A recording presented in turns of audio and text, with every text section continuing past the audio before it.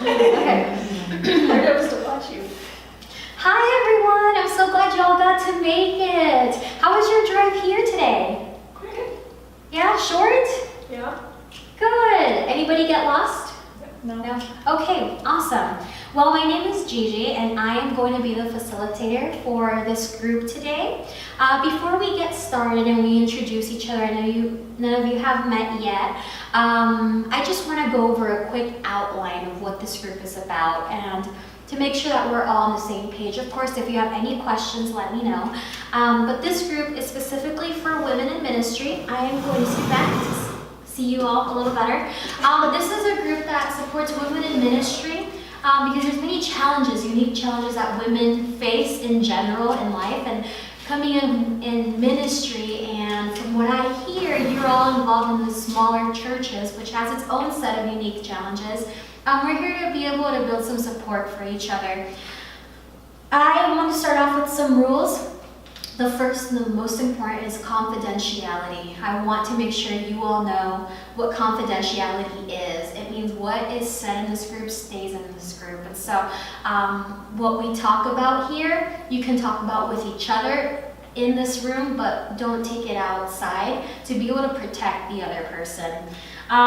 Please be on time. As you know, this group starts at 6:30 p.m.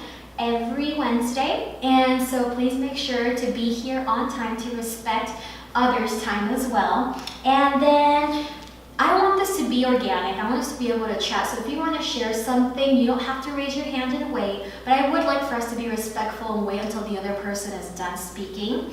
And then lastly, cell phones. If you could all please make sure to silence your cell phones. Have you all checked to make sure it's silent? Okay, cool. I have my cell phone here. That way I respect the time that you guys have, which is an hour. And so we're going to respect that. We're about to get started.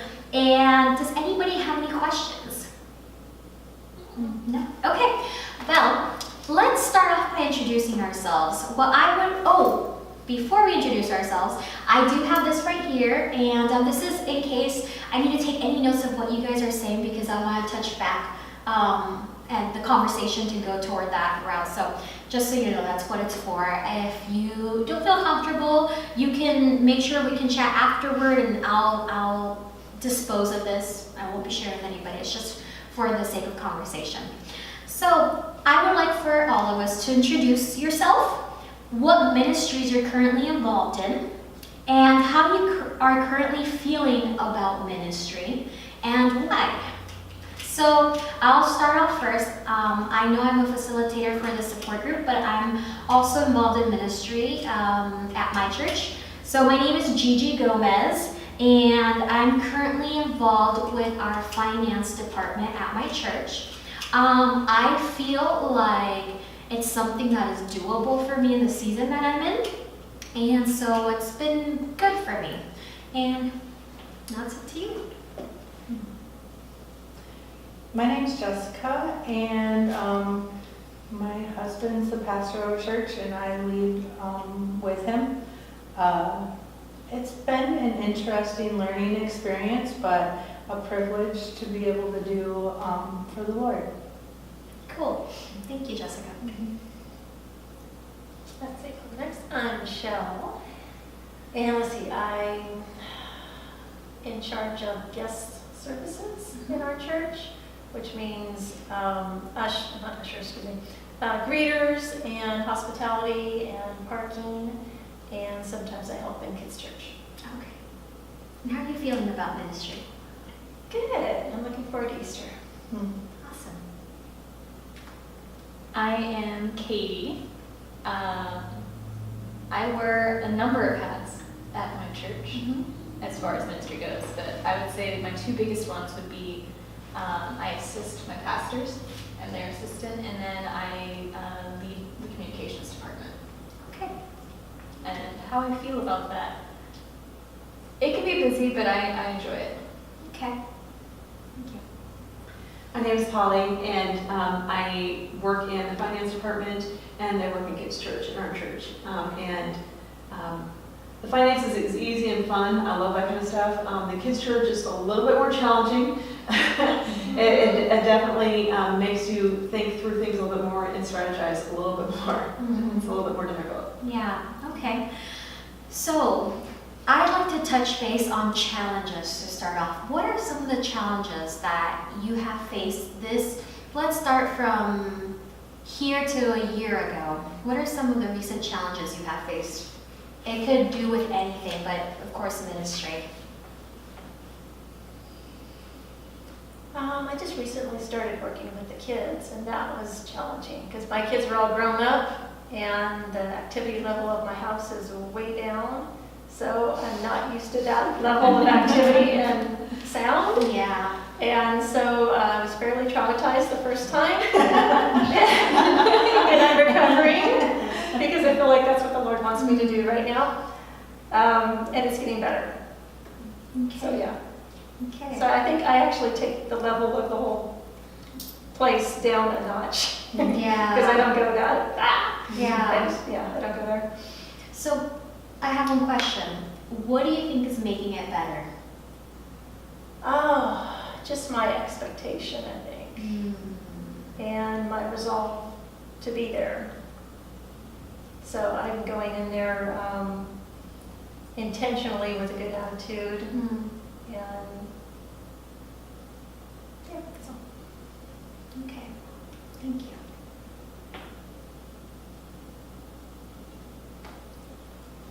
I think the most difficult part is time, having enough time to be able to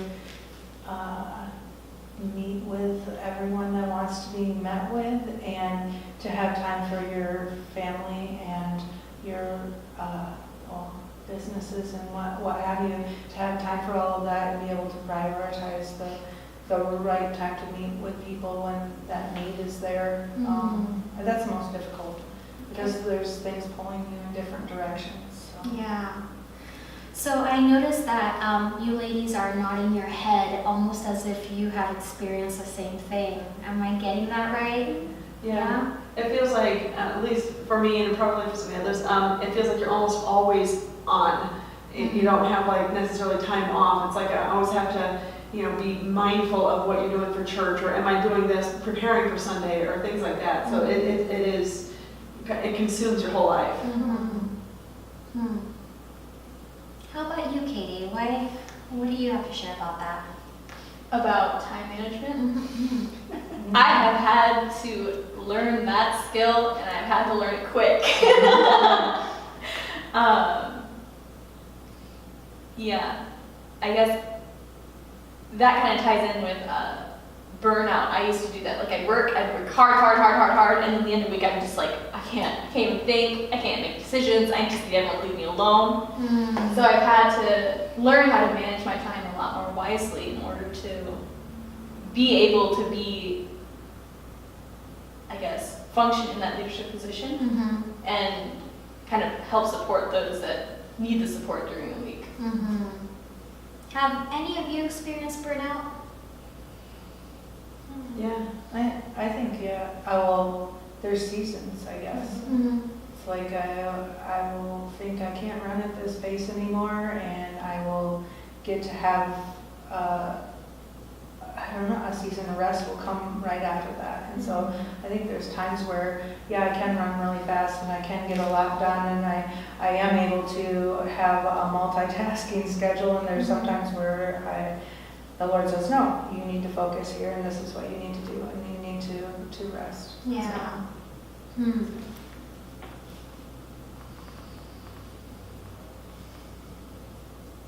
Anybody else have experienced burnout? I think there's some seasons where you're great with just going full on in ministry and everything, but then you also have some seasons where it's like, I need a break, but it's hard to find a break, especially in a small church, because there's not enough people to step up to take over if you take a week off or anything like that. Yeah.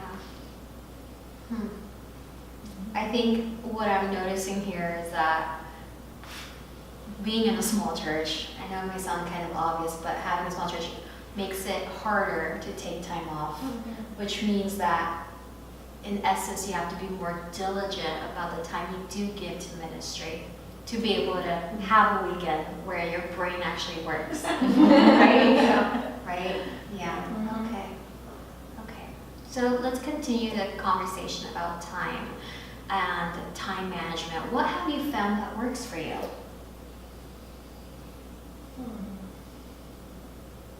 I'm a list maker. Mhm. Okay. So I make lists and then prioritize them and put them on my calendar in the way that they need to be, to, I don't know, fit around my kids, my husband, and everything else in the schedule. Yeah. So, yeah. Lists. Okay.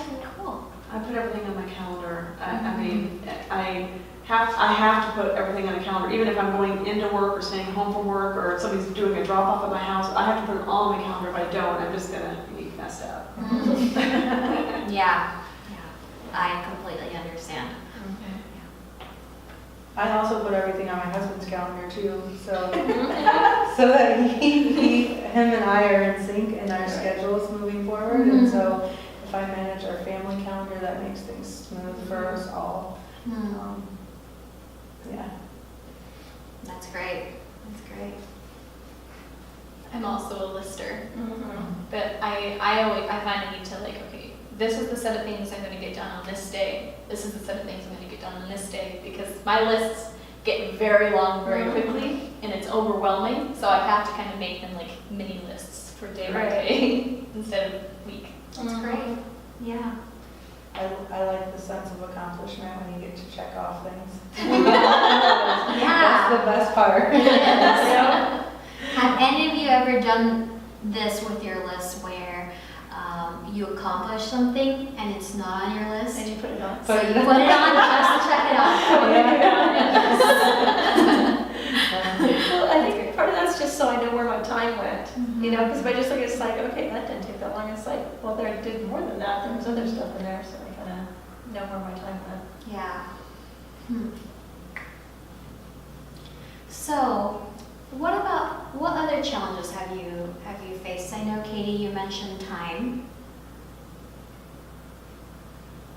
What else? I think raising kids Mhm. that are growing up in ministry and having them grow up in ministry, but also grow up in the world. Like that, my kids go to public school, and so there's an idea of what a pastor's kid should act like, and so there's these standards that they're held to in the church and outside of the church, and so that's been a challenge. I'm working through, just trying to understand, you know, Mhm. like I didn't grow up like that, and so Yeah. just trying to figure out, like, okay, how are they feeling? How is this working for them? So, I just want to clarify by standards. Who are you talking about as placing these standards? Well, we as parents have standards for them, of course, but then there's things that, like, kids at school expect them to act a certain way because of Right. our profession, or even in the church, they're expected to act a certain way because my kids think that they're expected to have better behavior than other kids, but they're just kids, and so they don't necessarily have better behavior. Yeah. They're pretty average. Okay, I see. How do you feel like your kids are doing with it? I think we have a lot of discussion about it, and that's why we put them into the public school system, so that they would have guardrails to bounce off of as they're learning to love the Lord and be out there. And I want them to know that we love them, and that we accept them. Jesus loved them, even though he already knew all the mistakes that they would make. So if they're in the principal's office, or if they're coming to see me on a Sunday, you know, it's the same. It's sort of the same difference. But Jesus still loves them, and they still need to walk through that whole process of repenting and changing their actions and those kind of things. And so I think they're doing well with it. Now there's been seasons where it's been hard, but they're growing. They're growing. They're learning too. Yeah. Okay. Has anybody else experienced what Jessica has been sharing with raising kids while in ministry, or even in the church? when our kids were younger and still at home, we were in youth ministry, Mm. and when they were teenagers. So that was difficult. Yeah. And yeah, and I think people probably did hold them to a different standard, which definitely wasn't reality. And even the parents of the other teenagers that we had in our group would expect our kids to be the ideal. And I think that they would be critical sometimes if they weren't. How did that make you feel? Well, it was hard enough raising teenagers, you know, so it's just like one more thing on the pile to have people criticizing you at the same time. Oh man, Yeah, that sounds challenging. Yeah. but they're all still alive, praise God. Mostly married, yeah. Yeah. Yeah. That's great. That's great. Now, Katie, I don't believe you have any children, right? We did touch base about this. I have animal children. Animal children. Okay. So this wouldn't particularly pertain to you. No, I wouldn't say so. Yeah. Is there anything you'd like to share, Polly?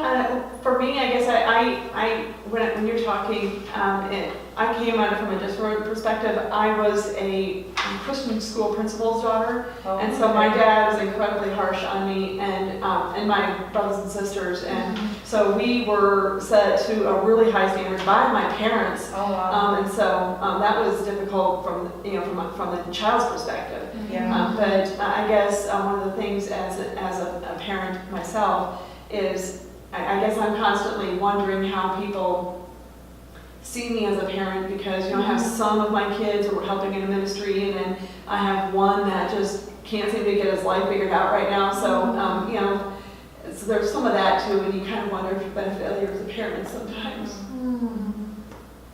Yeah.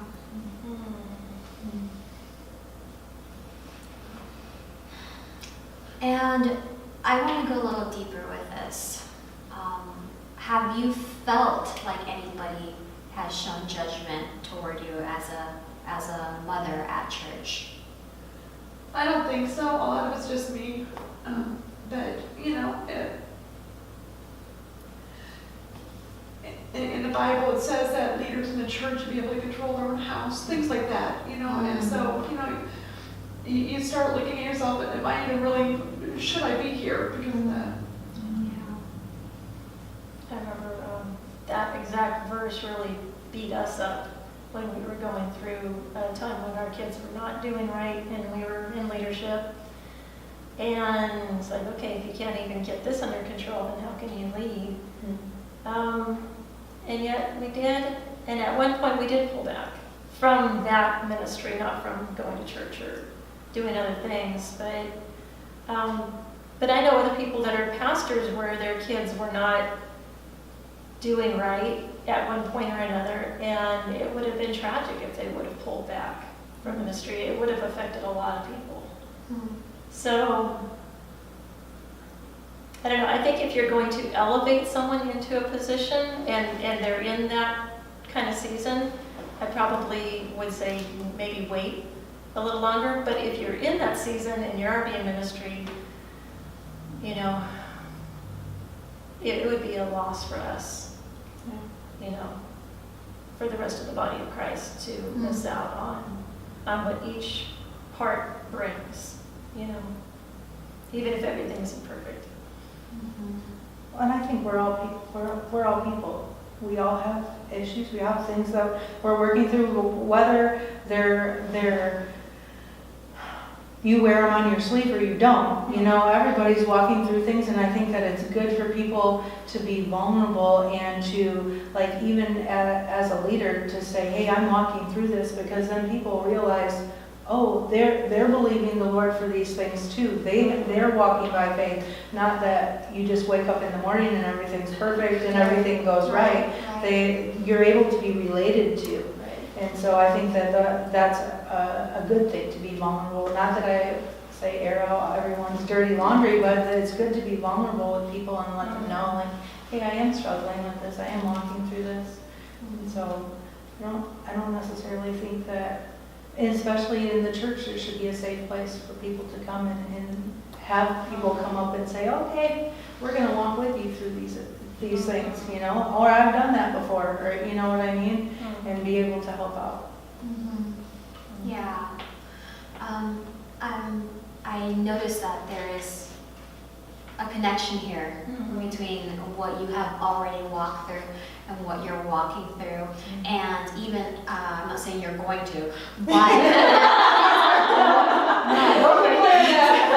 your kids are getting older, and so Yeah. these kinds of things, I don't know if this is me just making up, please correct me if I'm wrong, but sometimes you wonder is this going to happen to my kids? You know, and I'm not saying your mind will dwell on that, but it's almost like, am I doing it right? Yeah. Am I doing it right with my children? Am I doing it right with my family? Am I doing it right with my animal children and my ministries at church? Am I doing it right? And that can really be burdensome if we continue to dwell on that. I want to ask that scripture about leaders, if you want to be a deacon, is that what it says? I think it was An overseer. An overseer, your house may be set right. I want to ask the rest of you, what do you guys think regarding this subject? I feel the same way a lot of the Yeah. times, like, man, if people came into my house, I am totally not qualified. And so, I don't know. There's only been one time where someone got to see in, like, the phone call while we're yelling at one of our kids or something like that, so that was really embarrassing. Yeah. I was thinking about that verse, all the other criteria in that verse have to do with your personal behavior. You know, it's just that one that has to do with your kids' behavior, which they do have a free will also, and there's a limit to how much control you actually have over somebody else's free will, Yeah. you know, so that one can't be the final say on if you're qualified to be a leader. Well, and the Bible also says to train them up in the way that they should go, so if you've taken the time to train them up in the way that they should go, and they're choosing to not go the way they should go at the moment, then you've done what you were supposed to do. Right. You know what I mean? Yeah, right. So, at least that's what I tell myself when my kids are.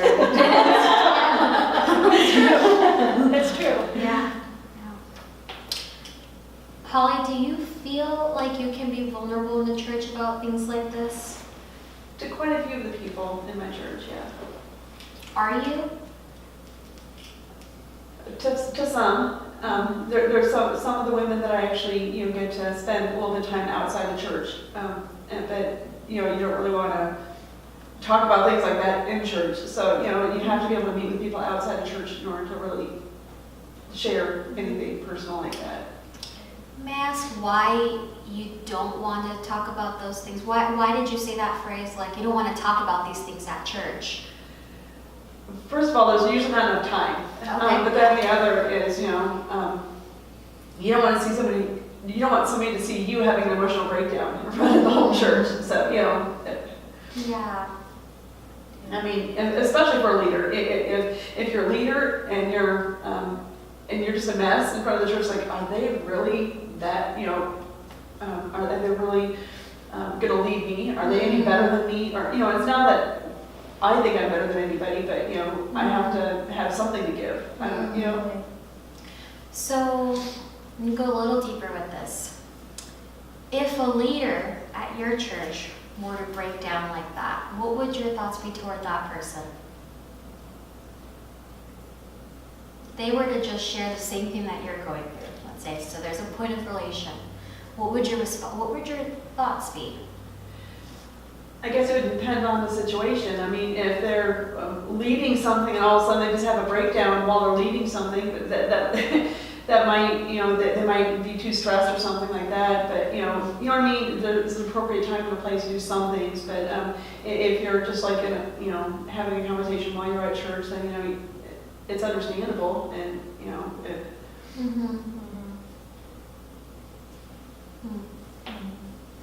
What do you ladies think? Well, I've been that person Mhm. that breaks down.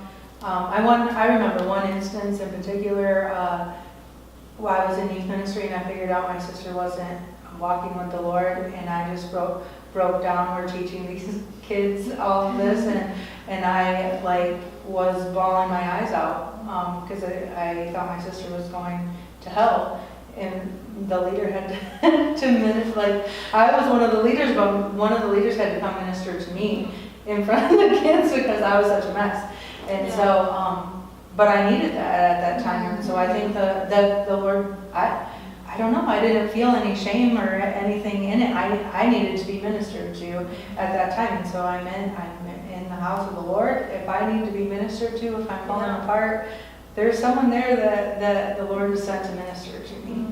And so I don't know. I mean, not that I was excited that all the youth kids saw me bawling, but I mean, that's who I am. I can't help it. I couldn't change it. It was the ugly, nasty cry, you know, but you can't turn that around very fast, I so. think that's good for them to see, though.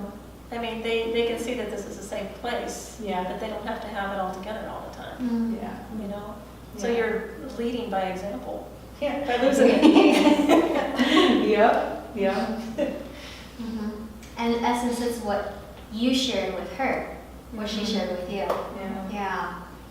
I recall a time several years ago where I was overseeing a few ministries, and one of my team members in the middle of service, she led the screens, you know, the song lyrics and all that. One of my team members, I had said, can you please move forward, go to the next one, because we were at a different section of lyrics. And that person stood up and said, I can't do this anymore, and walked out of service in the middle of lyrics. And this is right before, at that time, I used to share the announcements and the tithe and the offering. That was right before I had to go up and do that. And I was there doing lyrics, and I happened to be coordinating as well. And it shook me up so much that I just started crying. And I remember I was crying, I was crying, I thought, did I do something? What did I do? And now here I'm crying, and there's men in the booth with me, a man, and another one who's in my team, and then another guy who's in my team who happened to be in service, and he noticed the delay, and he's very technical, very detailed, who turned around and looked at me, and at this point I'm crying, and he just looked at me, he just went like this, like, do you want me to go back there? And I just said this, and at this moment, my pastor comes up, and he's doing the last part of it. I'm wiping my tears away because at this point, it's game time, announcements, I will be happy and perky, and have you come to join this. And that's exactly what I had to do. I went up to him and I whispered real quick, this team member just left, said they can't do it. I'm on screens, can you close? And my pastor said, yes, I can.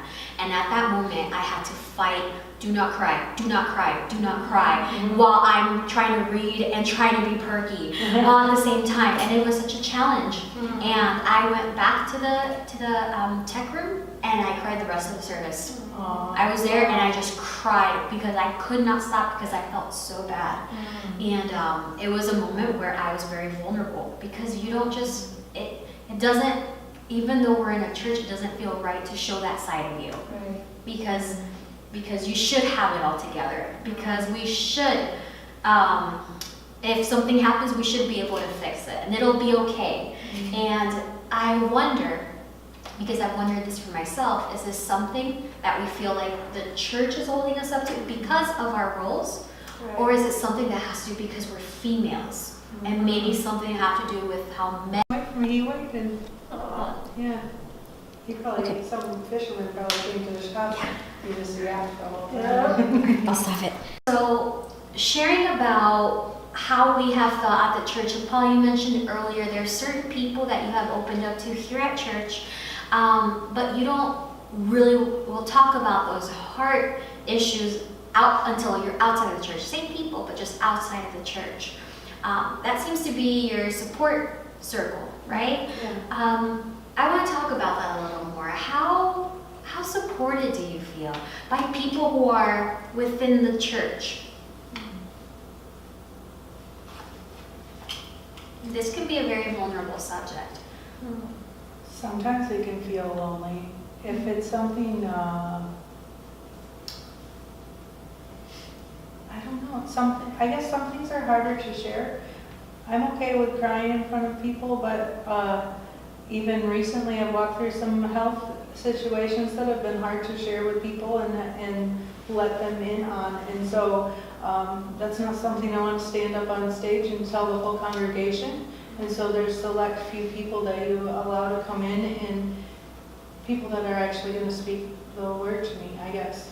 And so I get that's probably the hardest thing that is that situation in particular. Is like, okay, well, how I want to let people know because there's a reason why I'm not able to do things, but then on the other side, it's like, oh well, I don't know what they're going to speak about what's going on in my life either. And so that's sort of like, if I keep it inside, then, well, not inside, in my immediate circle, then I know that at least faith's being spoke about it and not just any words are being spoke about it. And so that makes me feel protected at least. Yeah. So, if I am hearing you correctly, what you're saying is that what you're walking through right now, there are a small group of people that are helping, that you feel supported by, but in essence, there's still some sense of isolation because it can't be something you just open up to everyone about. Yeah, I don't share, I guess, for lack of a better way to say it, all the gory details with everybody. They might know a little bit of what's going on, but not everything. And so, I mean, I don't know. Maybe it would be healthy to share everything sometime. But I'm not ready to do that right now. Why? For the words, for one, and I don't know. Some part of me feels like if I announce it as a whole, that I'm in agreement that it's okay to be there. And so it's like I don't want to say, well, this is who I am and this is what I have or whatever. I don't want to do that. And so I guess that part is what makes it difficult, you know. Okay. Thank you for sharing. I think that's okay though. I mean, even Jesus chose his intimates. You know, he had the bigger group that was following him, and then he had his intimate friends that he's sharing things with. So, yeah, I think we can choose which things we broadcast to masses and which things we hold a little tighter. Yeah. Well, I am a very private person. I don't like broadcasting all the behind the scenes stuff because I'm like it's like my private life. I kind of want to keep it private. So even I have people that have said, hey, yeah, if you need to talk, just give me a call. But I don't take them up on that a lot because it's like, okay, well, this is something that I'm going through, yeah, and I have a handle on it, and I want to kind of keep it private. I don't like talking about my private life. So these people that you would share with, are they from your church? Most of them, yeah. And then I have a good friend of mine that I talk to. We kind of talk about our young adult issues together. So do you feel like you have a good support circle? I would say so. It's just I have trouble utilizing it. And in essence, I see that because earlier you mentioned about your heart and how you will allow things to stay in here. So bringing this in here when you don't want to deal with it, having others deal with it won't be easy either. But you have one friend that you said you can share this, what's in your heart with more?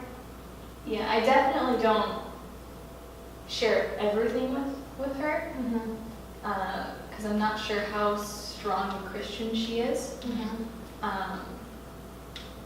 So there are a lot of things, like ministry related, where I'm not sure she really understand it. So yeah, I kind of filter what I talk to her about. So this group at church, do you feel like you can share more things with? I could probably stand to share a little bit more, yes. You think it would be helpful for you? I think it may, even just as an accountability thing, or like, hey, I'm working towards, dealing with things better. Yeah, okay. Do you think they would receive you well? I would say so. Okay. I've been friends with them for